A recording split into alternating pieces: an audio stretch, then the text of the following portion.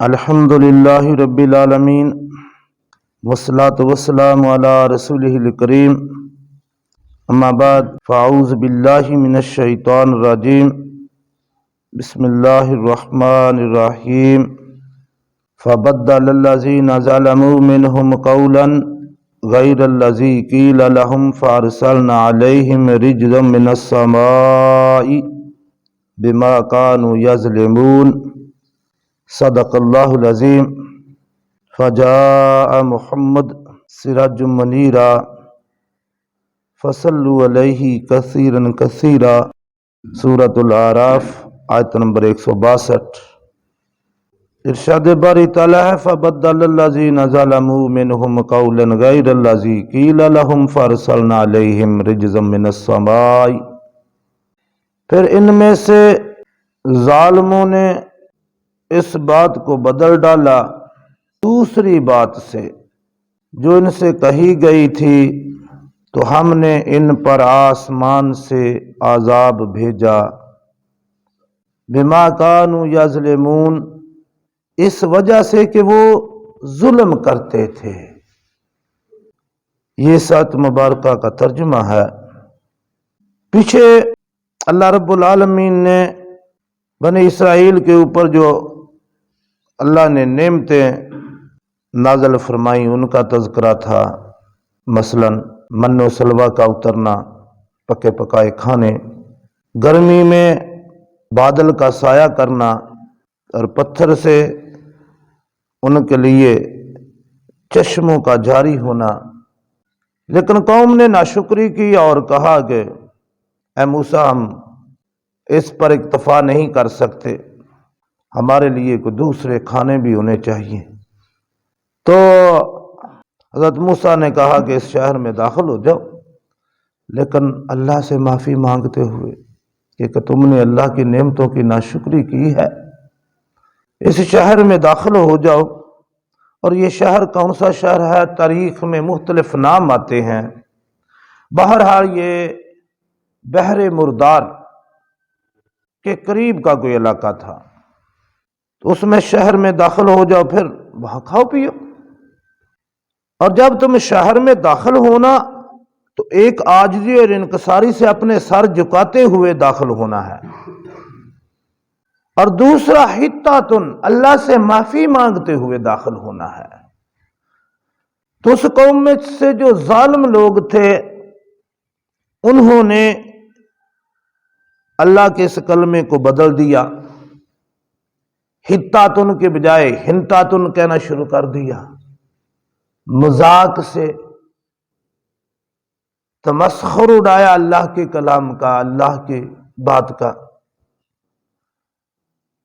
اور بجائے اس کے کہ وہ عاجزی و انکساری کے ساتھ داخل ہوتے، وہ اکڑ کر داخل ہوئے۔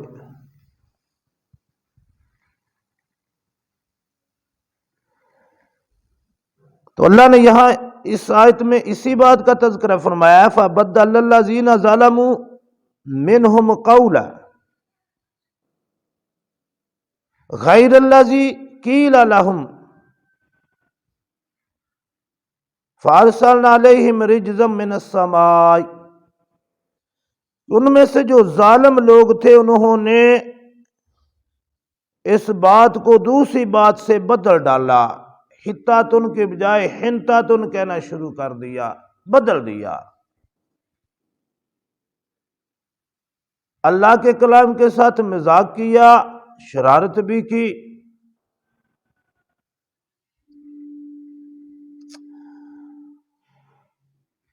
اچھا، یہ بات اللہ نے قرآن پاک میں کس لیے یہ رکھی، یہ واقعہ سارا بیان کیا؟ اللہ کو پتہ تھا کہ مسلمانوں میں بھی کچھ لوگ ایسے پیدا ہوں گے جو قرآن کے مطلب کو بدلیں گے۔ قرآن کو تو نہیں بدلا جا سکتا، اس کے الفاظ کو نہیں بدلا جا سکتا،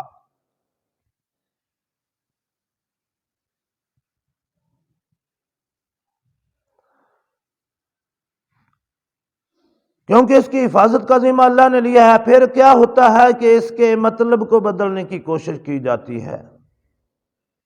تفسیر کو بدلنے کی کوشش کی جاتی ہے، اس کے مفہوم کو بدلنے کی کوشش کی جاتی ہے،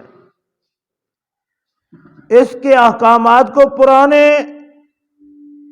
زمانے کے احکامات کہا جاتا ہے، اس کی سزاؤں کو نعوذ باللہ ظالمانہ سزائیں کہا جاتا ہے۔ یہ سارا کیا ہے؟ یہ قرآن کے ساتھ مذاق ہے۔ بنی اسرائیل نے بھی مذاق کیا تھا اپنی کتاب کے ساتھ، اللہ کے جو احکام تھے ان کے ساتھ، انہوں نے تو الفاظ بدل دیے، لیکن ہم بھی کو پیچھے نہیں رہے۔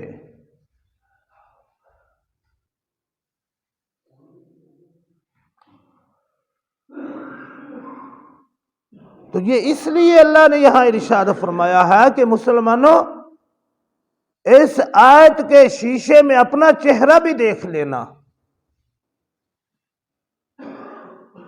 آج کے زمانے کا، آج کے حالات کا، آپ کے ارد گرد کا شیشہ تمہیں نظر آ جائے گا اس آیت میں، کہ قرآن پاک کے ساتھ کیا کیا کھلواڑ کیا گیا ہے۔ حجاج بن یوسف بڑا ظالم حکمران تھا، لیکن بعض اوقات اللہ رب العالمین کچھ لوگوں سے کچھ کام لے لیتا ہے۔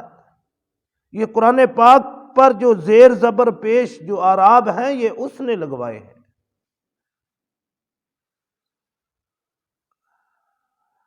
تو اس میں ایک قبیلے کا تذکرہ تھا، بس اعراب جب لگوا رہا تھا تو وہ قبیلے کے لوگ حاضر خدمت ہوئے اور انہوں نے بڑی پیشکش بھی کی، اور حجاج بن یوسف سے کہا کہ بس یہ جو لفظ ہے یہ ہماری جو ہے اس میں تھوڑی سی نا ایک جو ہے نا وہ بزتی سی ہوتی ہے، اور تم اس کو نا اس کی زیر کو زبر کو بدل دو، تھوڑا سا ایسے کر دو۔ اس نے کہا خبردار اگر آئندہ ایسی بات کی۔ زیر زبر کرنے سے وہ یا پیش لگانے سے مفہوم بالکل الٹ بدل جاتا تھا۔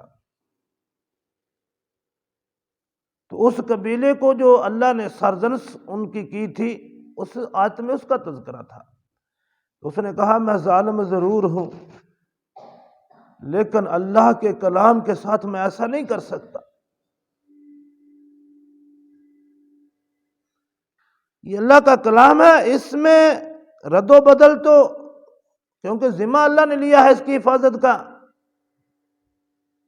نہیں کوئی کر سکتا، لیکن اس کے مطلب اور اس کی سزاؤں کو اور اس کے احکامات کو کبھی کہہ دینا یہ ظالمانہ ہے، کبھی کہہ دینا یہ 1400 سال پرانے ہیں، زمانہ بڑا بدل گیا ہے، یہ سب اس کے انکار اور اس کے مذاق کے حکم میں آتے ہیں۔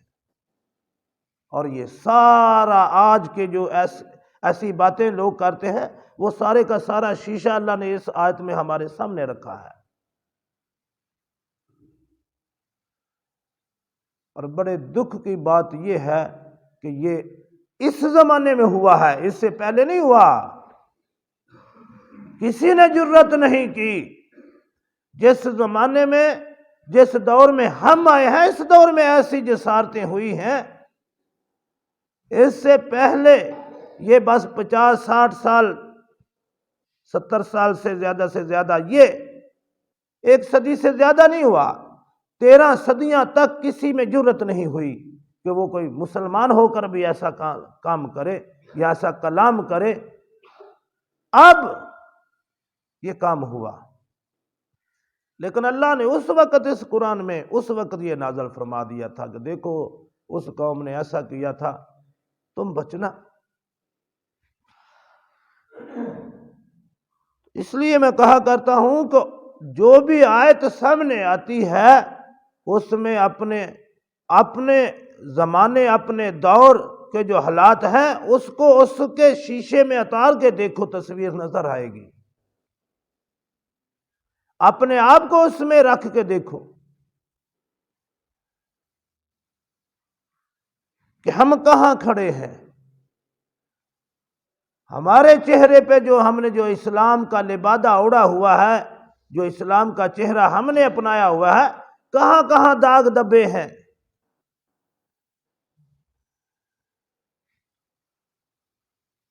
پھر کیا ہوا ان کے ساتھ؟ فَأَرْسَلْنَا عَلَيْهِمْ رِجْزًا مِّنَ السَّمَاءِ، انہوں نے اللہ کے کلام کو بدلا، مذاق کیا، تو پھر کیا ہوا؟ اللہ نے آسمان سے عذاب نازل فرمایا۔ اور یہ عذاب کیا تھا؟ روایتوں میں آتا ہے کہ طاعون کی بیماری پھیلی اور تقریباً 70,000 ان میں سے جو تھے وہ مر گئے اس وقت۔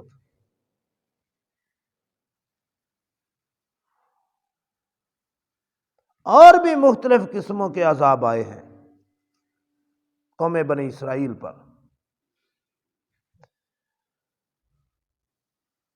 تو اللہ نے آگے ڈرایا بھی ہے کہ جو میرے کلام کے ساتھ چھیڑ چھاڑ کرے گا وہ میرے عذاب کی لپیٹ میں بھی آئے گا۔ یہ اللہ کا کلام ہے، قرآن پاک۔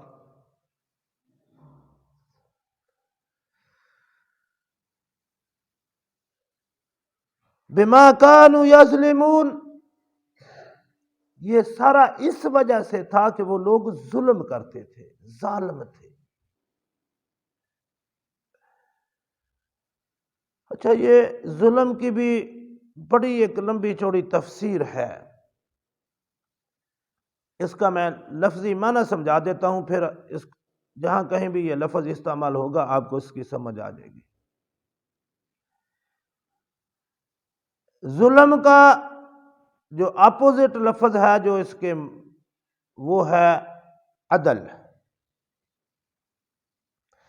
عدل یہ ہے کہ کسی چیز کو اس کے صحیح مقام پر صحیح طریقے سے صحیح مقدار سے رکھنا۔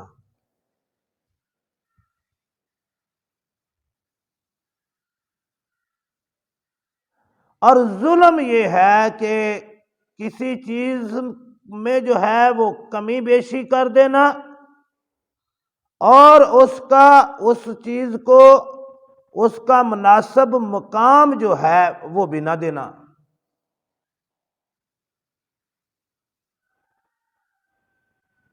یہ ظلم ہے۔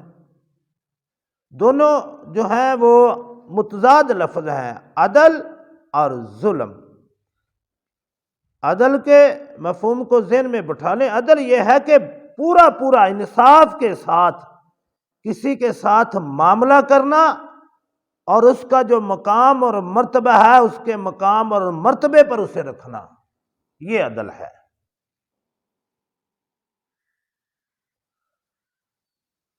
اور ظلم یہ ہے کہ ناانصافی کرنا کسی بھی معاملے میں، اور جو اس کا مقام اور مرتبہ ہے اس کو اس کے مقام اور مرتبے سے ہٹا دینا، یا اس کے برابر کسی دوسرے کو یا اس سے بڑا کسی دوسرے کو سمجھ لینا، یہ ہے ظلم۔ تو انہوں نے یہ ظلم کیا تھا۔ ایک تو اللہ نے جو حکم دیا اس کے مقابلے میں انہوں نے اپنی مرضی اختیار کر لی، یہ بھی ظلم ہے۔ اور پھر جو اللہ نے ان کو کہا تھا کہ حتاتن کہنا، توبہ توبہ کرتے ہوئے گزرنا، اللہ سے معافی مانگتے ہوئے گزرنا، تو انہوں نے حتاتن کی بجائے ہنتاتن کا لفظ استعمال کر لیا، ملتا جلتا لفظ ایسا استعمال کیا جس سے اس کی اہانت ہوتی تھی اللہ کی بات کی۔ تو پھر اللہ رب العالمین نے ان کے اس ظلم کی وجہ سے اللہ رب العالمین نے ان پر عذاب نازل فرمایا ہے۔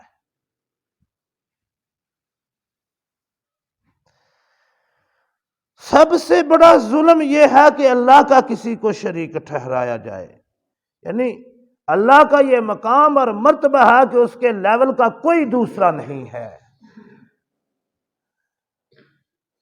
جب آپ کسی دوسرے کو اس کے لیول پر رکھیں گے تو یہ ظلم ہے، اور یہ سب سے بڑا ظلم ہے۔ یہ ظلم کی بھی آگے پھر جو ہے وہ درجہ بندی ہے۔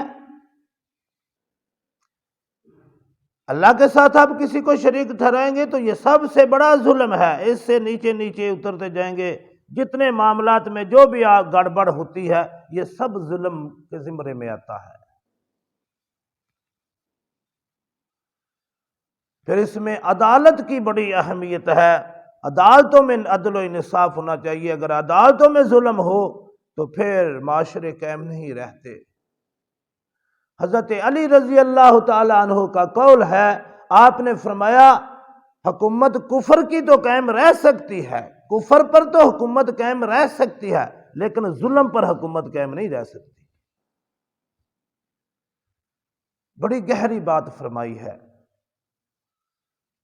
تو یہ ظلم ایسی چیز ہے، اس سے معاشرے تباہ ہو جاتے ہیں، ایمان تباہ ہو جاتا ہے، اپنا کردار تباہ ہو جاتا ہے، اور جب اس کا تعفن پھیلتا چلا جاتا ہے تو معاشرے اور قومیں تباہ و برباد ہوتی ہیں۔